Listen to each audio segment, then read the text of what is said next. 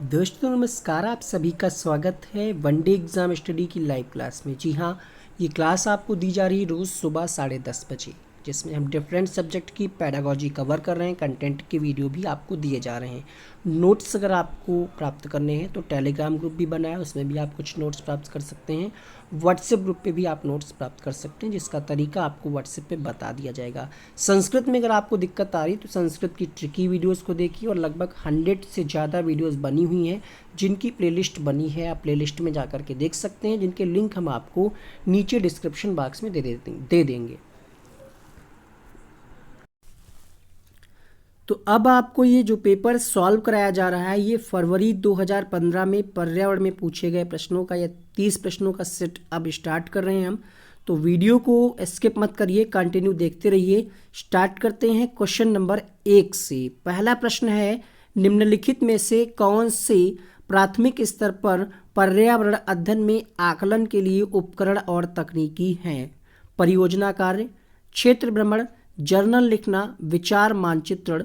अब आपको बताना है कौन कौन सी उपयोगी हैं पर्यावरण यानी ईवीएस की क्लास में आकलन के लिए। ठीक है, तो देखिए परियोजना कार्य प्रोजेक्ट वर्क बहुत अच्छी बात है, ईवीएस में जरूरी है।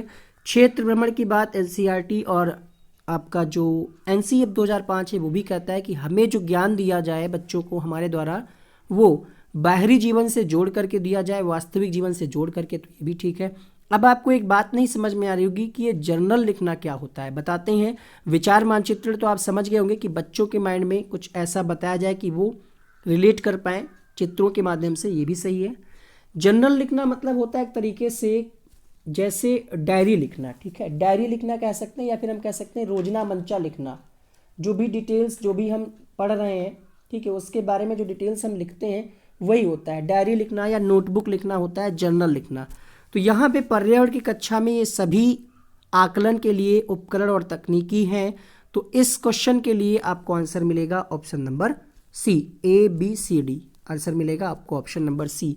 ऊपर आई बटन में चेक करिएगा, ईवीएस पर्यावरण निचोड़ नाम से एक प्लेलिस्ट बना दी है, उसमें 4 वीडियो है, उसमें चारों को देख डालिए। ईवीएस आपको आसान लगने लगेगी, देखने से नहीं, देख करके नोट करिए और उनको याद करिए 2 से 3 बार, क्योंकि नुकसान हो जाएगा अगर आप नहीं देखेंगे। 20 क्वेश्चन 4 वीडियो से आने हैं पर्यावरण में, कंप्लीट 4 वीडियो में 20 क्वेश्चन आपको मिल जाएगा।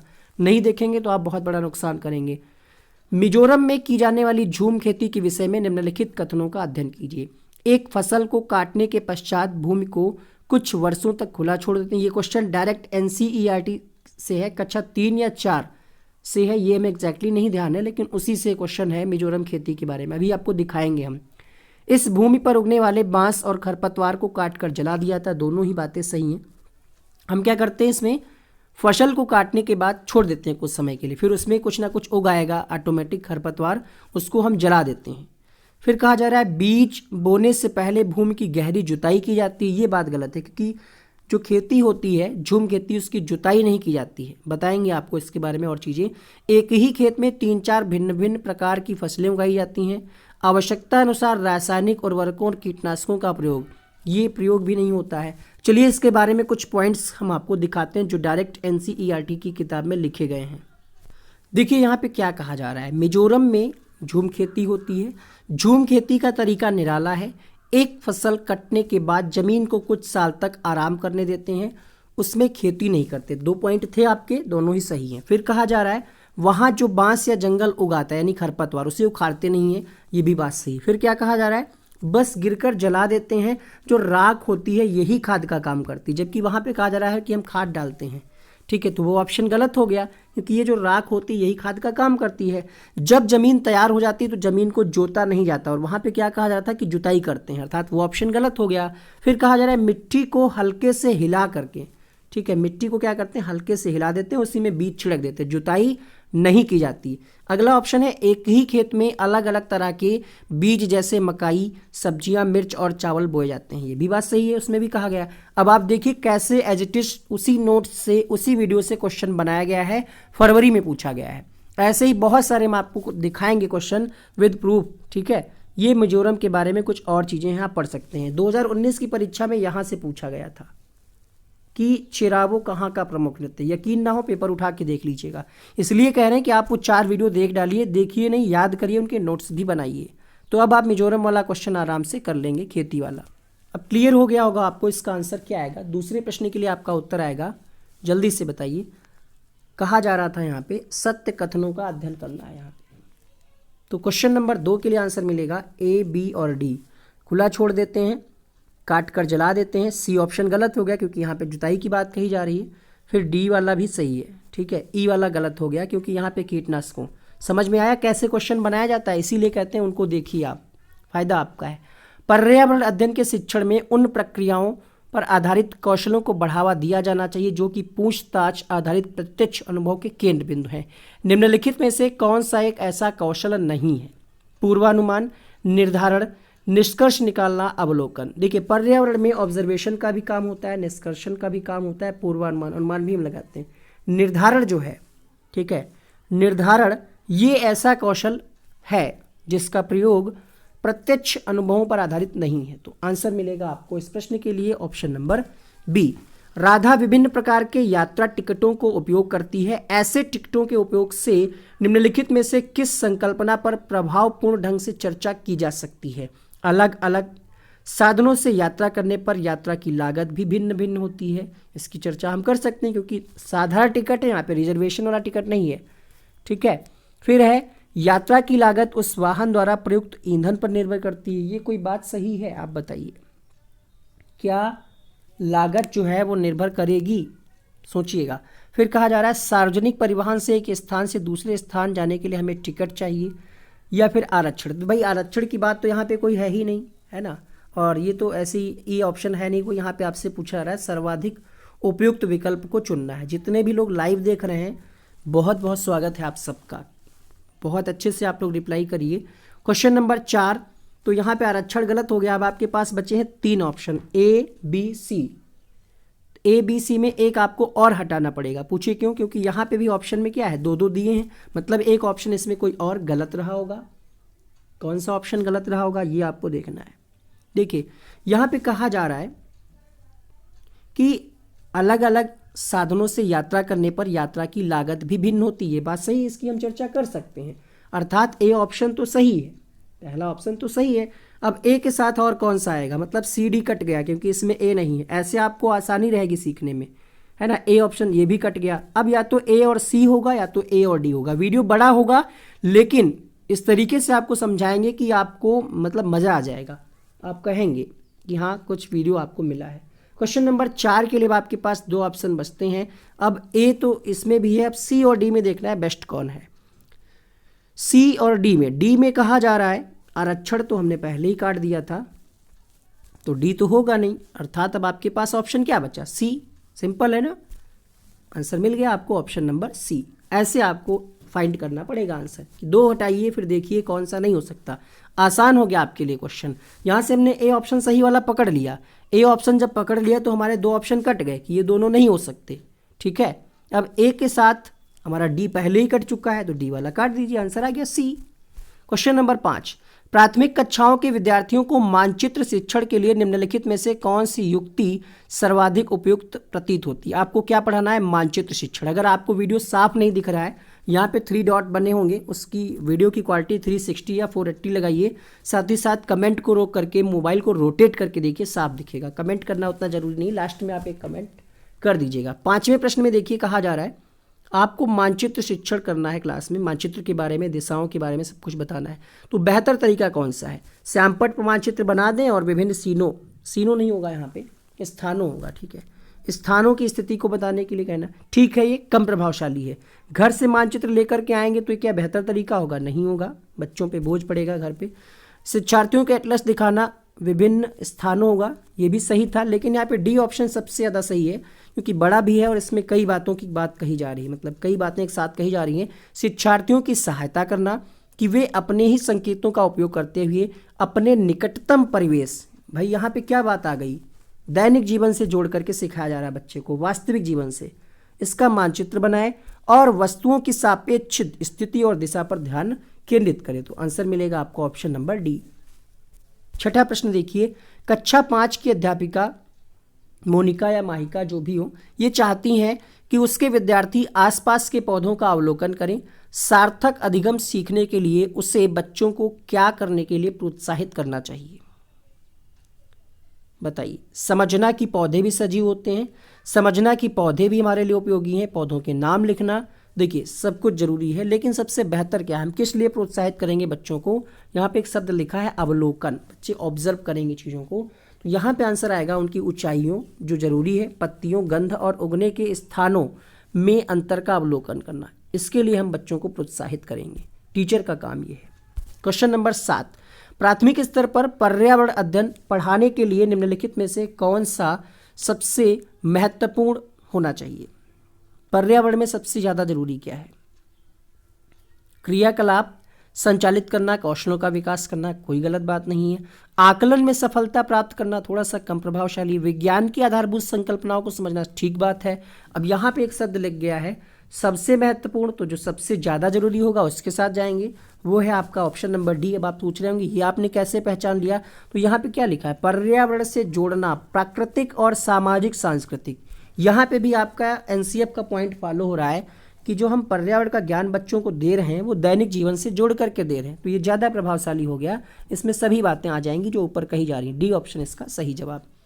प्राथमिक स्तर पर मानचित्रांकन सिखाने से शिक्षार्थियों में निम्नलिखित कौशल को बढ़ाया जा सकता है, कौशल को बढ़ावा मिलता है। साफ सुथरा रेखांकन, मानचित्र से ऐसा कौन सा होगा कि हम बच्चे की राइटिंग अच्छी हो जाएगी, रेखांकन अच्छा हो जाएगा।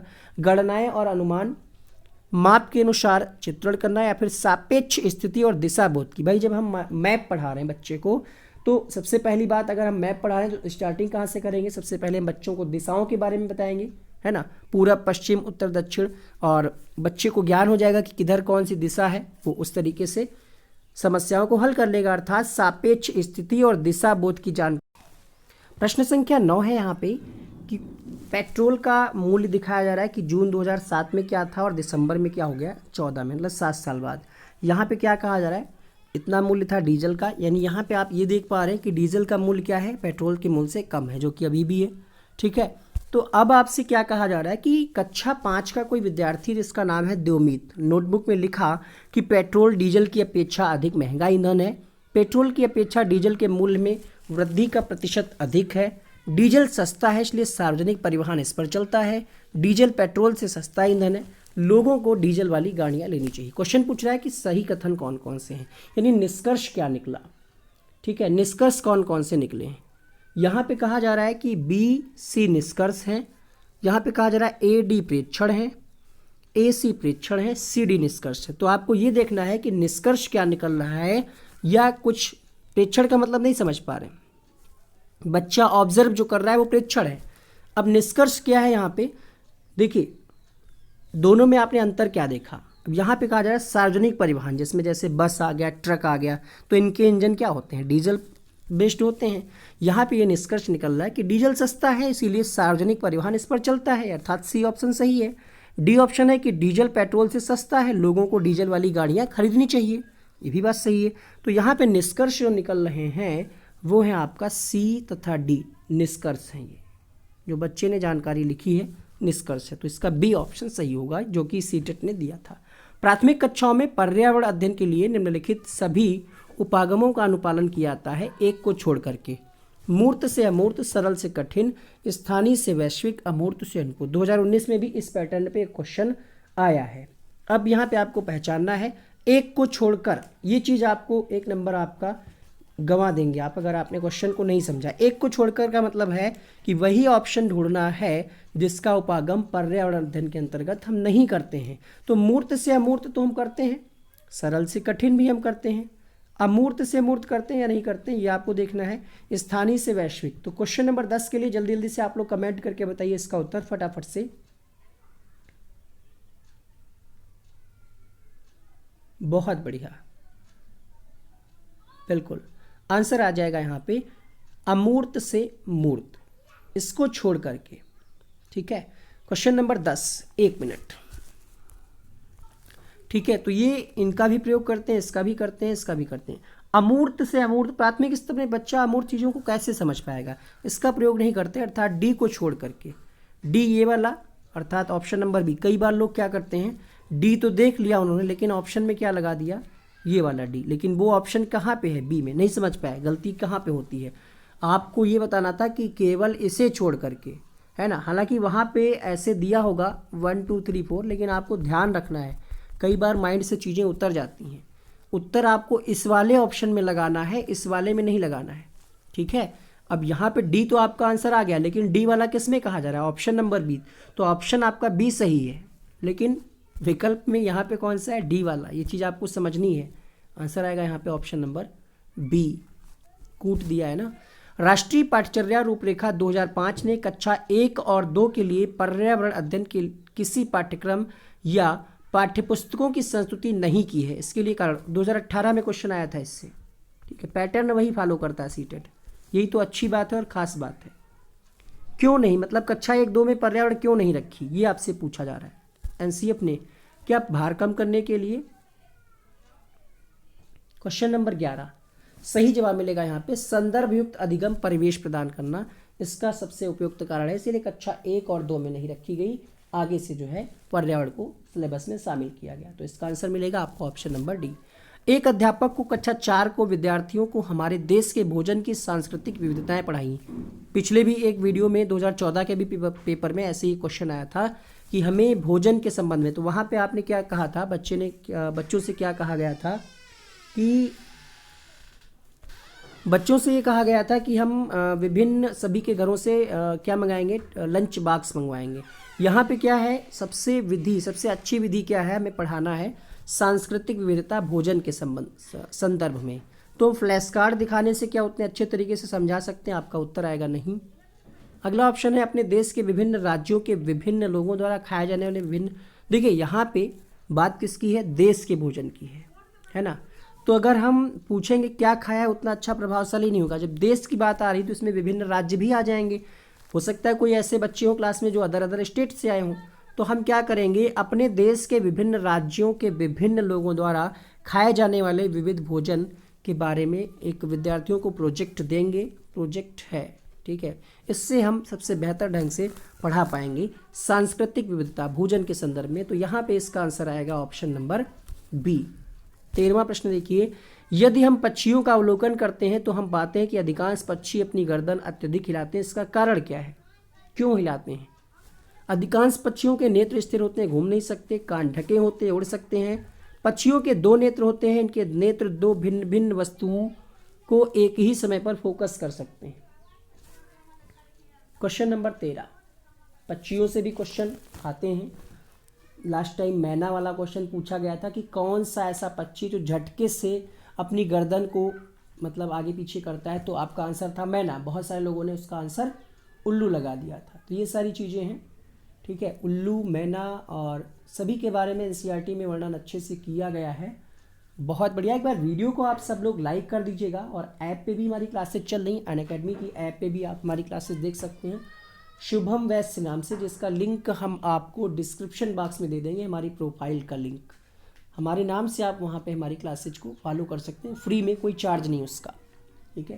प्लस कोर्स का चार्ज होता है, लेकिन फ्री जो क्लासेज हो रही है उसका कोई चार्ज नहीं है। तो यहाँ पे आंसर मिलेगा क्वेश्चन नंबर कौन सा था, 13, ठीक है। क्वेश्चन नंबर 13 के लिए जितने भी लोगों ने सही आंसर दिया है, बहुत बढ़िया, बहुत बढ़िया। जितने भी लोग लाइव जुड़े हैं, बहुत अच्छे से आप लोग आंसर कर रहे हैं, बिल्कुल सही।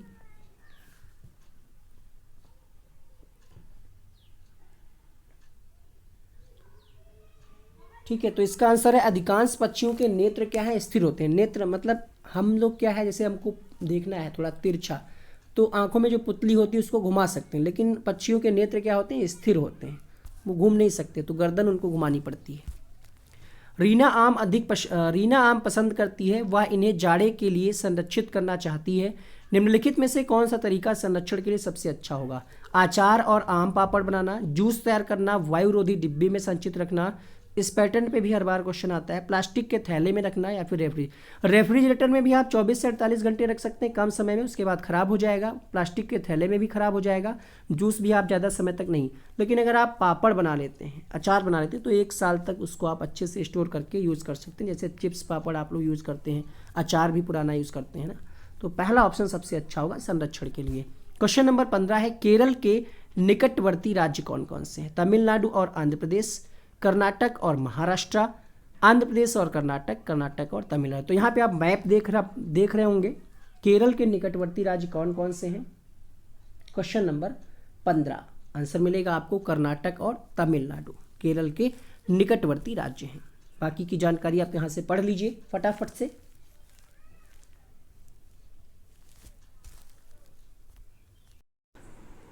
क्वेश्चन नंबर 16 है यहाँ पे, निम्नलिखित में से हमारे देश में किस राज्य के अधिकतर लोग नारियल के तेल में पकी हुई समुद्री मछली खाना पसंद करते हैं? डायरेक्ट एनसीईआरटी के नोट्स से क्वेश्चन है। तो अगर आपको नोट्स भी अगर लेने हैं तो इसके लिए व्हाट्सएप नंबर 8858525758 पे मैसेज करके आप नोट्स को परचेज कर सकते हैं। क्वेश्चन नंबर 16 आंसर आएगा यहाँ पे गोवा, क्योंकि बात कही जा रही नारियल के तेल की। अगर यहीं पे होता सरसों के तेल तो आंसर आ जाता जम्मू कश्मीर। क्वेश्चन नंबर 17, निम्नलिखित में से वह कौन सा जानवर है जिसके अग्रदांत हमेशा बढ़ते रहते हैं? वे दांतों को बहुत अधिक लंबा होने देने के कारण वस्तुओं को काटते या कुतरते रहते हैं। कई सारी किताबों ने इसका आंसर दिया है चूहा, जो कि है बिल्कुल गलत। कुछ वीडियोस में भी आपने शायद चूहा पढ़ा हो। आंसर आएगा गिलहरी। ये एनसीईआरटी कहती है, इसलिए हम गिलहरी ही लगाएंगे, भले ही चूहा ये काम करता हो। लेकिन जो माना जाएगा आंसर आयोग के द्वारा, सीबीएसई के द्वारा, वो है गिलहरी। याद कर लीजिएगा, किताब में अगर लिखा है चूहा काट दीजिए उसको। क्वेश्चन नंबर 18, कोई किसान उर्वरकों और कीटनाशकों का अधिक उपयोग करके अपने खेतों में बार बार धान की फसल उगा रहा है। ऐसा करने से उसके खेतों की मृदा, बार बार आप एक ही फसल उगा रहे हैं धान, तो क्या ये फसल केवल धान के लिए नहीं, जुताई के लिए नहीं, जब आप लगातार एक ही फसल उगाते हैं तो उससे भूमि पर फर्क पड़ता है, मिट्टी क्या है बंजर हो जाएगी। आंसर मिलेगा यहाँ पे आपको ऑप्शन नंबर सी। 18 प्रश्न पढ़ लिया आपने। वीडियो को शेयर नहीं किया तो कर दीजिएगा, जो भी सीटेट की तैयारी कर रहे हैं उन तक ये वीडियो पहुँचाइए, आपका काम है, ये जिम्मेदारी है आपकी, इतना तो कर ही सकते हैं ना। क्वेश्चन नंबर 19, रेगिस्तानी ओक के बारे में निम्नलिखित कथनों का अध्ययन करिए। तो पहले हम अध्ययन करा दें आपको। ऑस्ट्रेलिया में पाया जाता है रेगिस्तानी ओक। इसकी ऊंचाई 11 से 12 फीट और पत्तियां बहुत कम होती हैं। इस पेड़ की जड़ें, ऐसे 30 पेड़ जमीन पर लाइन से लिटा दिए जाएं, उतनी लंबाई तक इसकी जड़ें रहती हैं जब तक पानी ना पहुंच जाए। यह पानी पेड़ के तने में जमा होता रहता है। जब कभी भी इस इलाके में पानी नहीं होता तो वहाँ के लोग इसी से पाइप डाल करके पानी निकालते हैं, ऐसा एनसीईआरटी कहती है। कितनी सच्चाई है ये तो ऑस्ट्रेलिया जा कर के ही पता चलेगा। चलिए वापस आते हैं क्वेश्चन पे। अब यहाँ पे आपसे क्या पूछा जा रहा है? आपसे ये पूछा जा रहा है कि सही कथन कौन कौन से हैं। अब ऑप्शन 3 है, मतलब कोई एक ऑप्शन गलत होगा। पहले ऑप्शन में कहा जा रहा है कि रेगिस्तानी ओक वृक्ष है, बिल्कुल सही है, हमारे कमरे के लगभग बिल्कुल सही है, ये भी सही है, ये भी सही है। यहाँ पे कहा जा रहा है अबू धाबी, जबकि अभी भी हमने आपको क्या बताया, ऑस्ट्रेलिया में पाया जाता है। अब डी ऑप्शन काट दीजिए, आंसर मिलेगा आपको ए बी सी। किस ऑप्शन में है जल्दी से देखिए, आंसर लगाइए ऑप्शन नंबर डी। आ रहा है समझ में? नहीं। क्वेश्चन नंबर 20 देखिए, कोई व्यक्ति 2 तारीख को चला है मड़गांव से नागरकोइल जाने के लिए, रेलगाड़ी में बैठा, 7:45 पे गाड़ी चली और अगले दिन अर्थात 3 तारीख को 4:45 पे पहुंची। तो 2 दिन का समय हो गया ये, है ना। 7:45 गाड़ी चली और पहुंची कब? अगले दिन। मतलब ये हुआ कि पहली बात तो आपको एक सूत्र पता होना चाहिए। दूरी यहाँ पे दे रखी है 1140। रेलगाड़ी की औसत चाल आपसे पूछी जा रही। चाल बराबर होता है दूरी बटे समय, तो चाल बराबर हमने लिख लिया यहाँ पे, चाल बराबर दूरी। दूरी कितनी है? 1140। अब समय तो हमें पता ही नहीं, तो सबसे पहले हमें समय निकालना पड़ेगा, फिर हम भाग कर देंगे, आपका उत्तर आ जाएगा। तो देखिएगा यहाँ पे गाड़ी कितने बजे चली? 7:45 पे चली और 4:45 पे अगले दिन पहुँची। मतलब टोटल कितने घंटे का समय लगा? 24 घंटे का। लेकिन 24 घंटे में वो गाड़ी पहले पहुँच गई। 7:45 पे चली थी, 4:45, अगर 7:45 पे ही ये पहुंचती तो पूरे 24 घंटे लगते। हम आपको शॉर्ट ट्रिक से बता रहे हैं। लेकिन कितने घंटे पहले पहुंच गई? 7:45 और 4:45, 3 घंटे पहले पहुंच गई। 24 में से 3 घंटे लेस करिए, कितना बचेगा? 21 घंटे, अर्थात समय कितना लगा, 21 घंटे लगा। अब 1140 को 21 से भाग कर दीजिए, क्योंकि चाल बराबर दूरी बटे समय। इसको जब आप हल करेंगे तो ये 53 पॉइंट समथिंग आएगा। अब 53 वाला कोई ऑप्शन है नहीं, तो इसका आंसर आ जाएगा 54 किलोमीटर प्रति घंटा। चेक करिएगा कितना आ रहा है, आंसर आएगा आपका ऑप्शन नंबर ए। ऐसा प्रश्न आएगा आपकी परीक्षा में, इसके लिए तैयार रहिएगा। नई दिल्ली में रहने वाला कोई व्यक्ति पहले भोपाल और फिर रांची यानी झारखंड का भ्रमण करना चाहता है, उसकी यात्रा की दिशा कैसे होगी। अब ये सोच करके आप कंफ्यूज हो जाएंगे, इसके लिए आपको मैप का ज्ञान होना चाहिए। अभी आपने एक क्वेश्चन पढ़ा था केरल वाला, है ना, उसके पड़ोसी राज्य, मतलब मैप से 2 क्वेश्चन आ रहे हैं। देखिएगा यहाँ पे, ये है मैप आपके सामने, ठीक है। दिल्ली से कोई व्यक्ति चला है, ये है आपकी यहाँ पे दिल्ली। दिल्ली से कोई व्यक्ति चला है, उसको जाना कहाँ है, अभी अभी हमने आपको दिखाया था, फिर से देखिए उसको जाना कहाँ है। पहले भोपाल और फिर रांची, तो भोपाल ले चलिए इसको। अब भोपाल देखिए यहाँ पे कहाँ है, भोपाल मध्य प्रदेश में है ना। अब दिल्ली के किस साइड में है मध्य प्रदेश, ये है दिल्ली, यहाँ पे है कुछ मध्य प्रदेश, ठीक है। और उसके बाद वो कहाँ जाता है, ये भी फिर से आपको दिखा दें। उससे पहले आप देखिए यहाँ पे मैप में क्या होता है, तो ये इधर होता है पूरब, इधर होता है पश्चिम, ऊपर होता है उत्तर, ठीक है, और यहाँ पे होता है दक्षिण।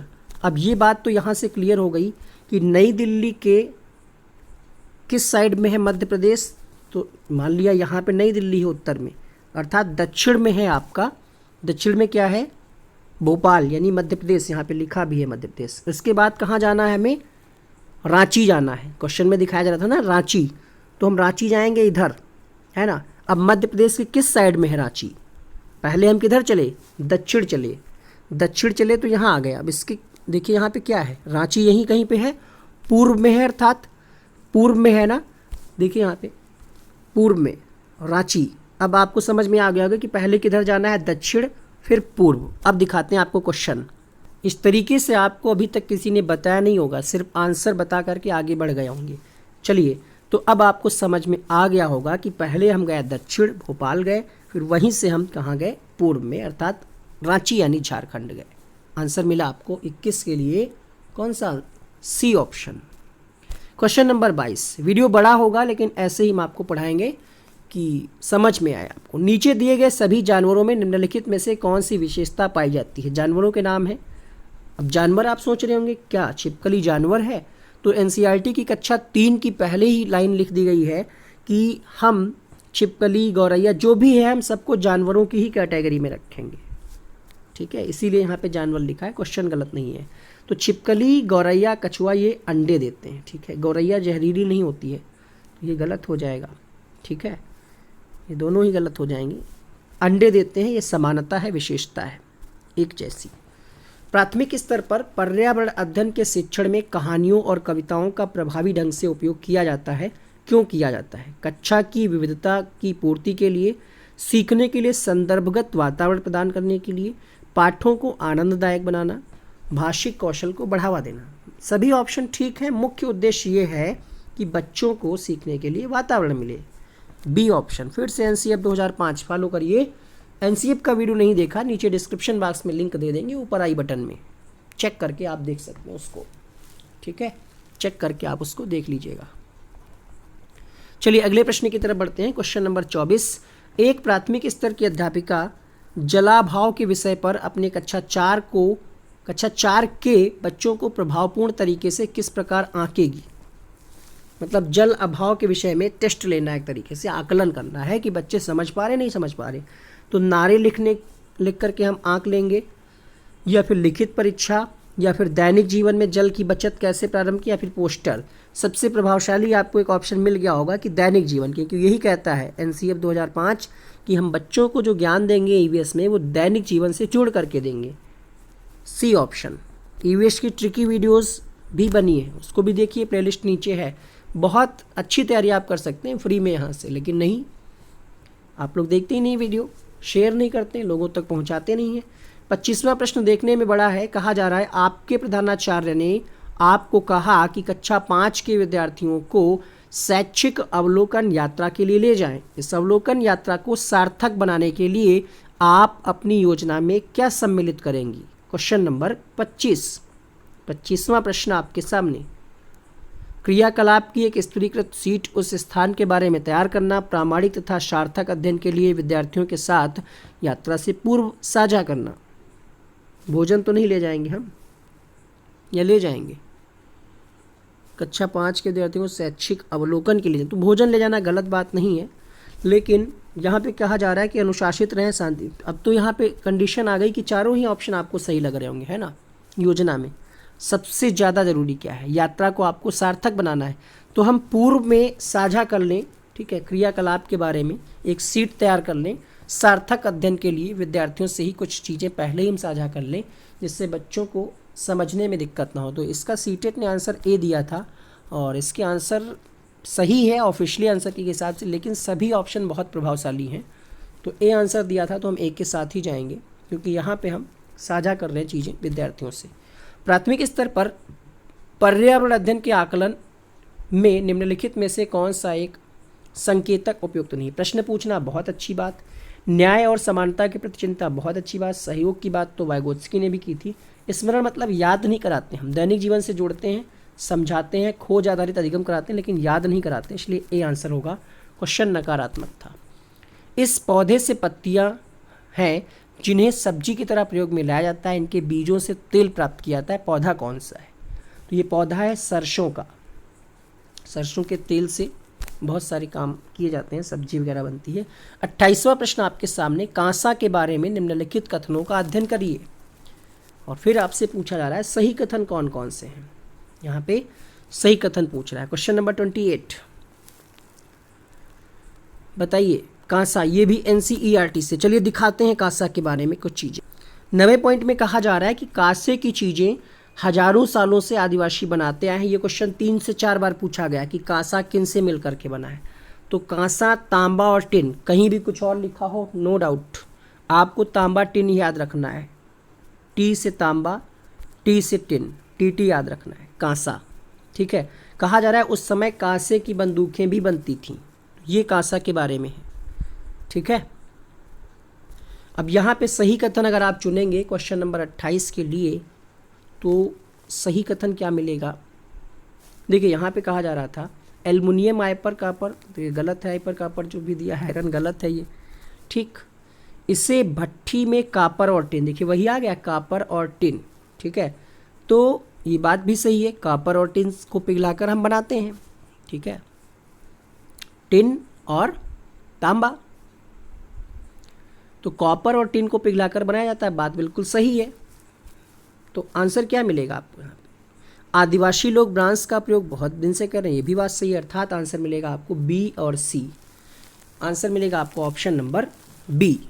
28 का ऑप्शन नंबर बी सही होगा। अगला प्रश्न देखिए, निम्नलिखित में से कौन सा मच्छरों से होने वाले या फैलने वाले रोगों का समुच्चय है? अब गलत वाले ऑप्शन को हटाइए, हैजा मच्छर से नहीं होता है ना, हैजा वाले 2 ऑप्शन कट गए। चिकनगुनिया, मलेरिया, मियादी बुखार, या फिर chikungunya, dengue, malaria. Malaria dengue तो आप जानते ही होंगे, है ना। तो क्वेश्चन नंबर 29 के लिए आपका आंसर मिलेगा ऑप्शन नंबर सी। 30वां प्रश्न आपके सामने, किसी राज्य में मानचित्र के एक सिरे पर यह लिखा था 1 सेंटीमीटर किसके बराबर है? 1 सेंटीमीटर बराबर है 110 मीटर के।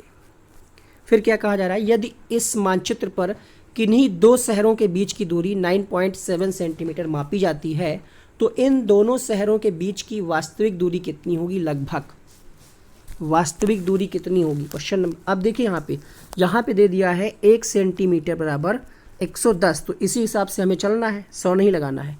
अब 9.7 से इसकी गुणा कर दीजिए, 9.7 × 110, इसकी जब आप गुणा करेंगे तो आपको कितना मान मिलेगा? यहाँ पे आपको मिलेगा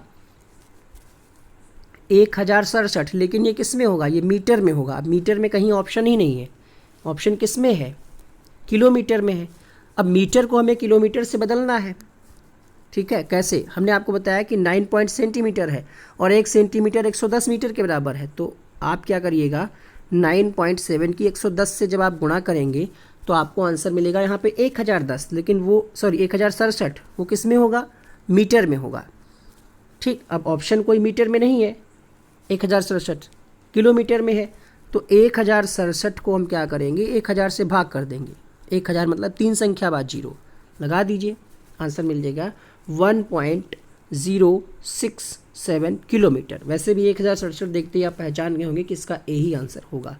ऊपर आई बटन में यहाँ पे कुछ वीडियोज़ आ रहे होंगे, क्लिक करके देखें। मिलते हैं अगले वीडियो में। Thank you so much.